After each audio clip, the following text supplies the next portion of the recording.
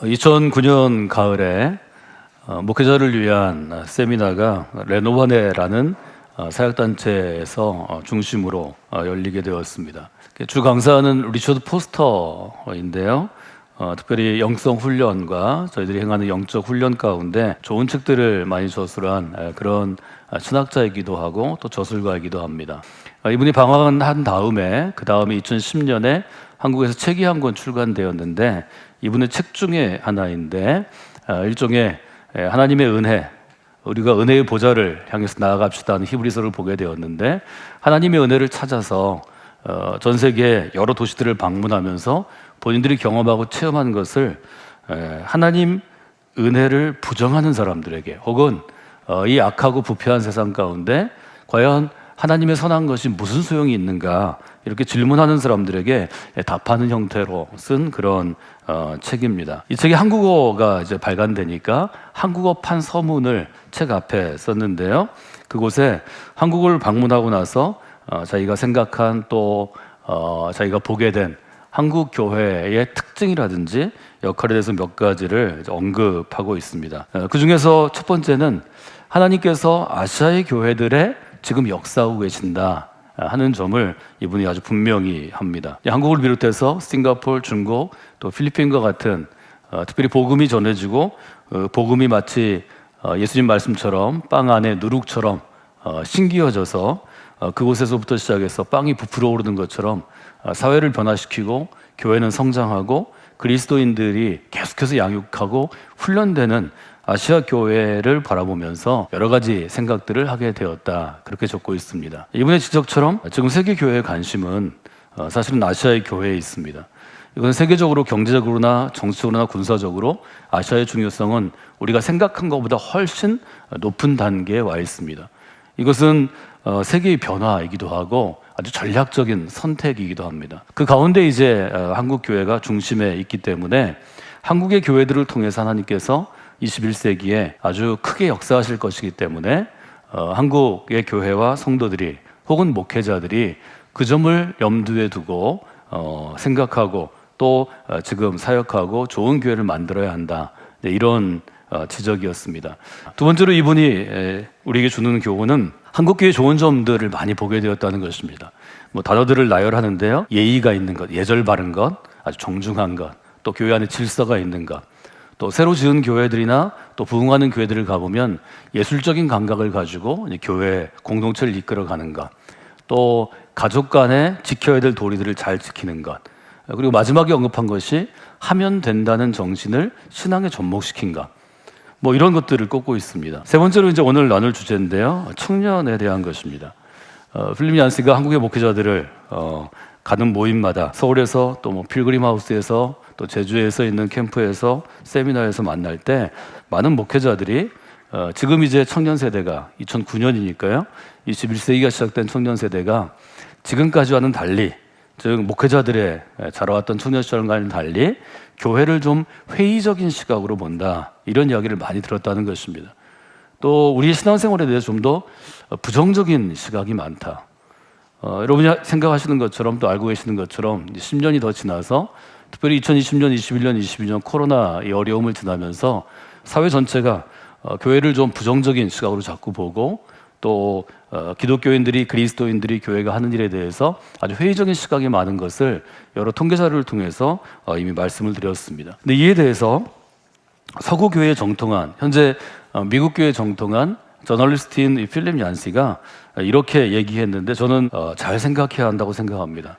이분이 뭐라고 목회자들에게 만나는 사람들에게 얘기했는가 하면 이제 한국인 여러분들도 한국 사람들도 선진국 대열에 들어섰으니까 미국이나 유럽처럼 내가 가진 힘을 믿고 든든한 경제를 의지해서 살고 싶을 것입니다.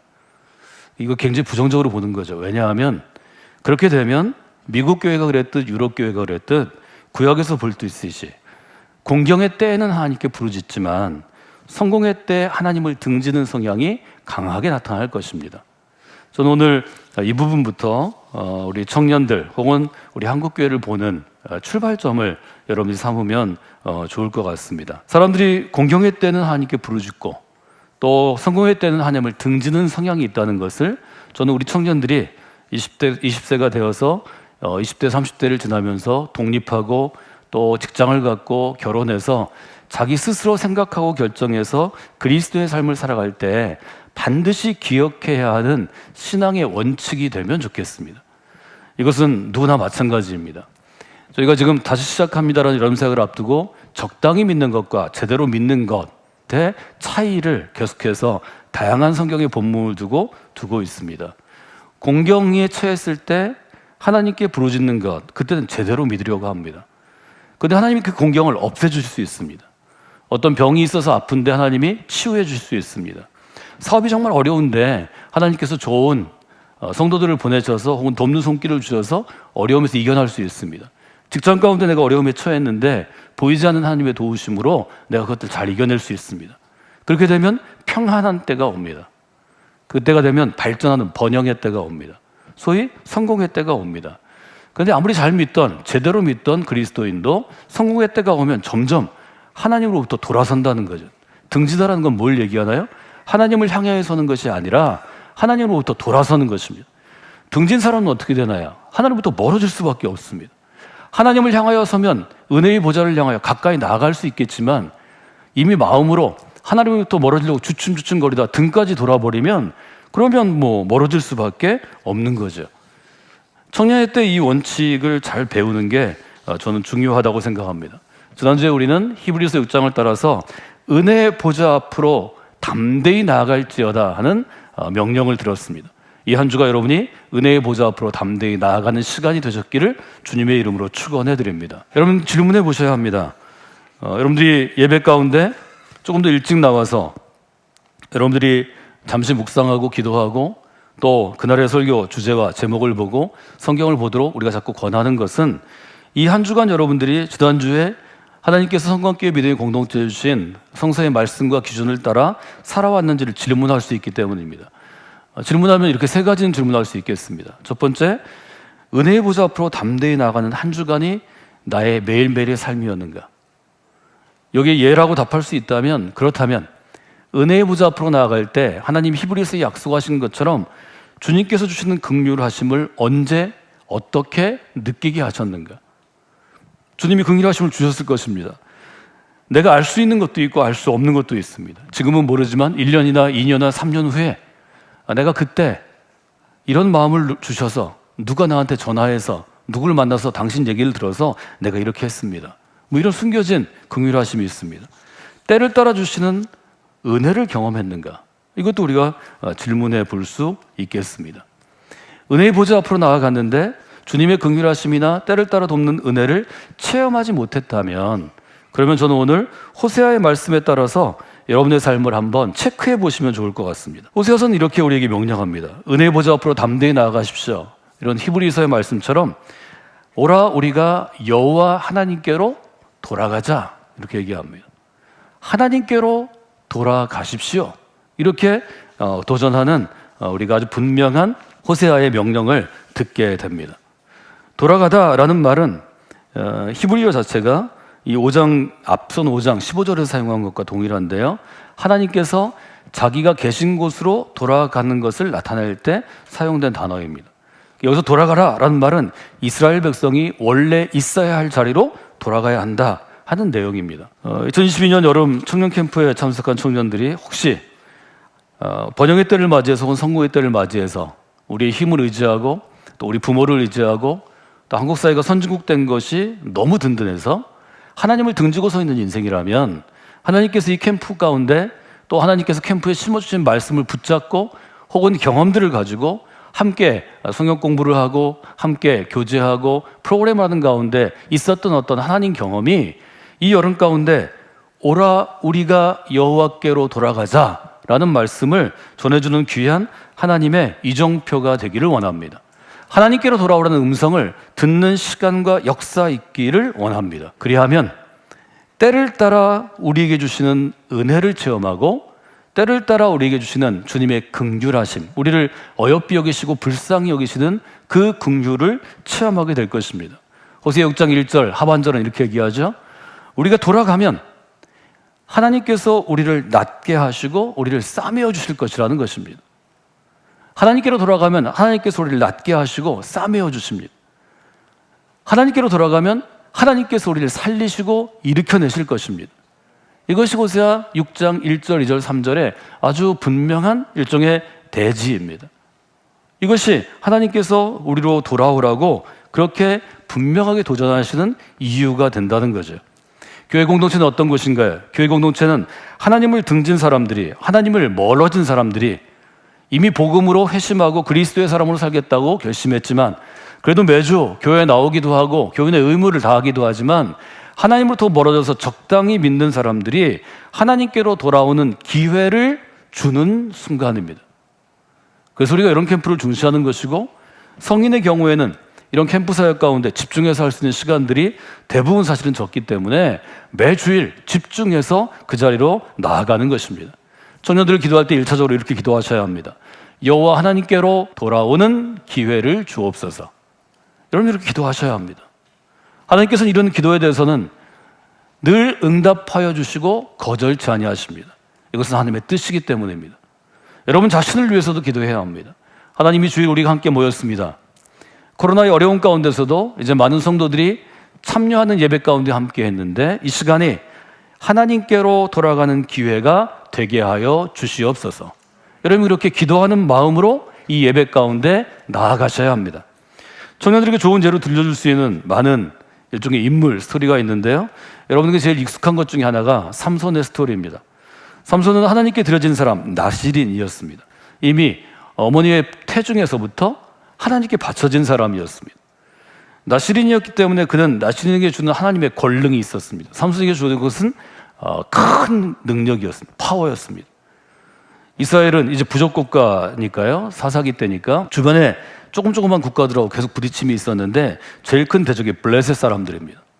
블레셋 사람들이 틈만 나면 쫓아와서 추수기가 되면 추수한 것들을 다 뺏어갑니다. 무슨 일만 있으면 와서 어렵게 합니다.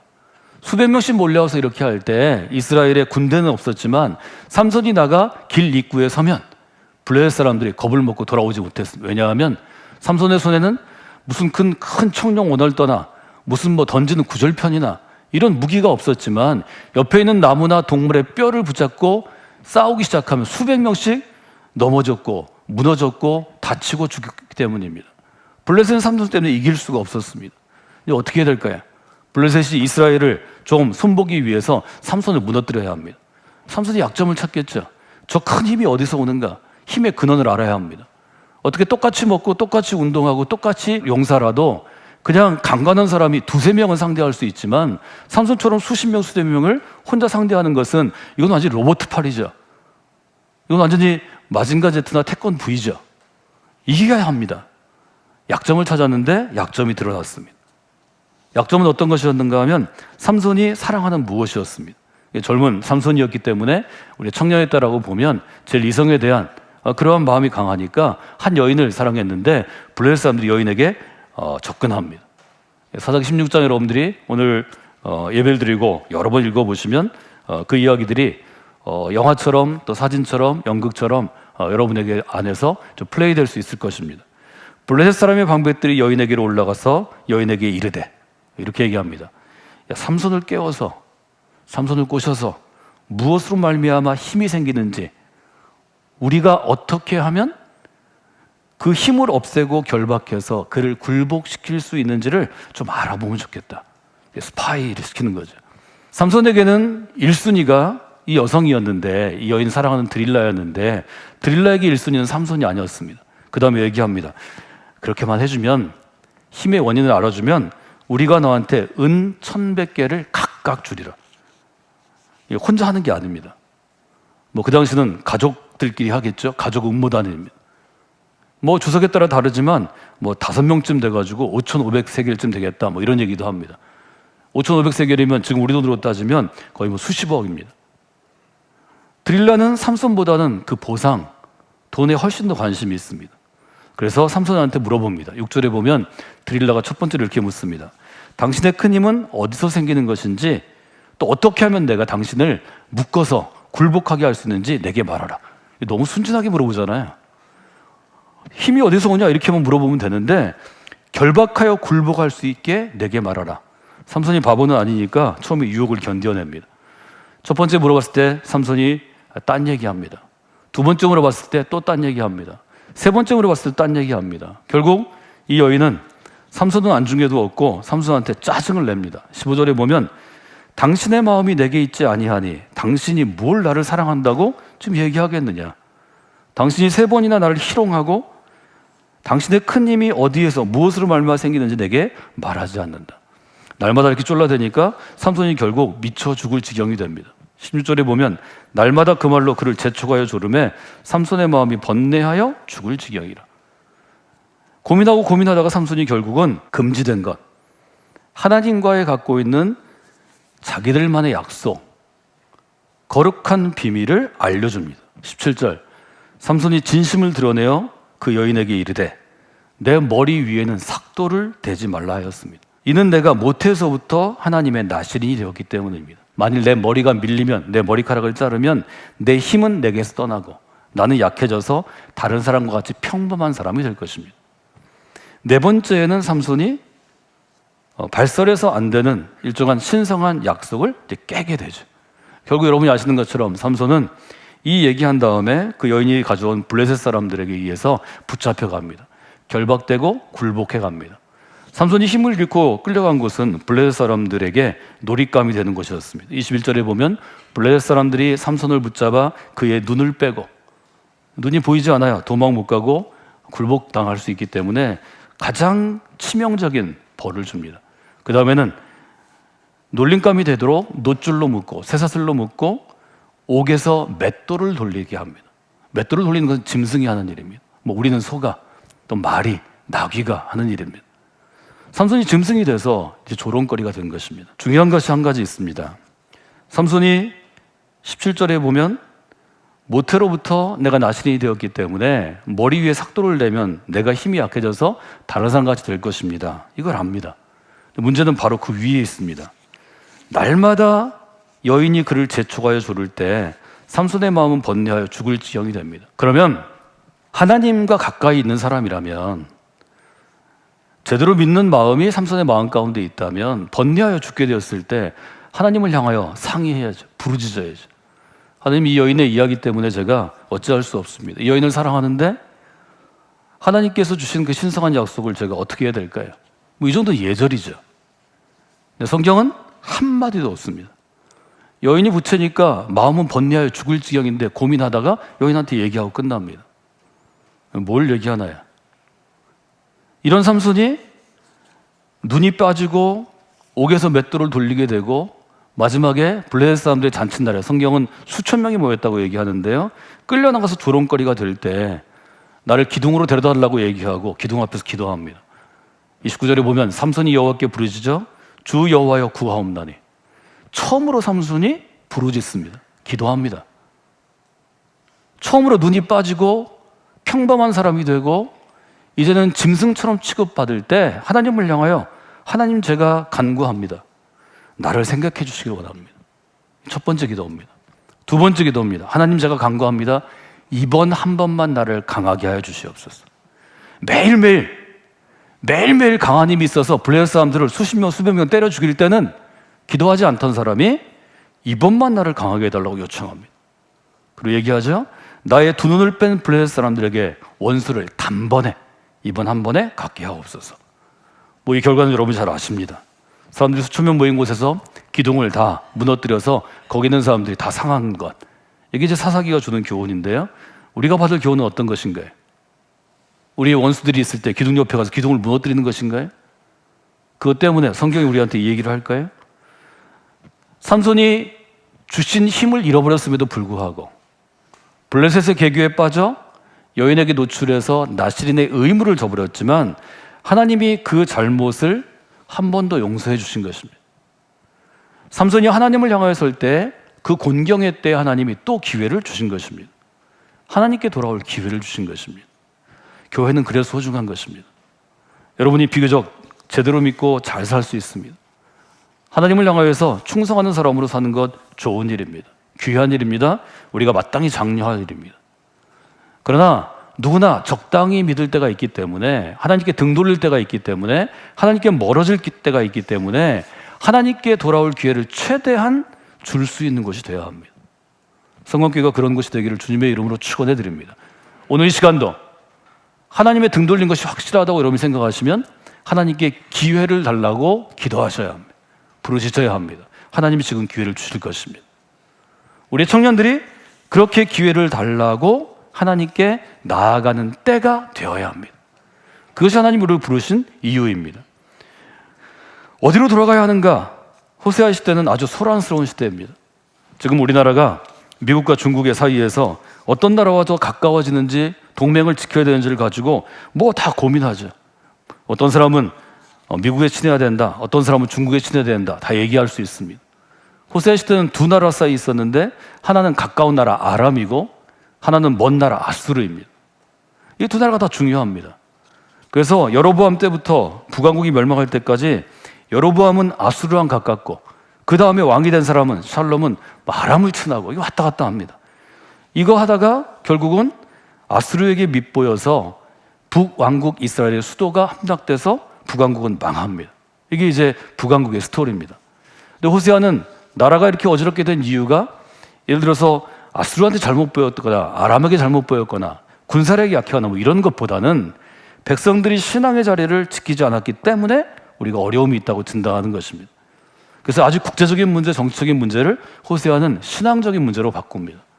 오라 우리가 여호와께 돌아가자 한 이유는 호세아 당시의 사람들이 두 마음을 품고 있었기 때문입니다. 호세아 10장에 보면 이스라엘은 열매 맺는 무성한 포도나무라 그 열매가 많을수록 재단을 많게 하며 그 땅이 번영할수록 주상을 아름답게 하도다 그렇게 기록합니다. 2절 이렇게 시작합니다. 2절 한번 같이 읽어볼까요? 그들이 두 마음을 품었으니 이제 벌을 받을 것이라. 하나님이 그 재단을 쳐서 깨뜨리시며 그 주상을 허시리라. 호세아는 두 마음을 품었기 때문에 이것은 하나님으로부터 오는 처벌이라고 얘기합니다. 지금부터는 땅에 속한 것을 섬기던 신앙에서 하나님께 하늘에 속한 신앙으로 우리가 돌아서야 한다고 도전하는 것입니다. 세상의 가치를 귀하게 여기던 것에서 하늘의 가치를 귀하게 여기는 삶으로 돌아서야 한다고 도전하는 것입니다.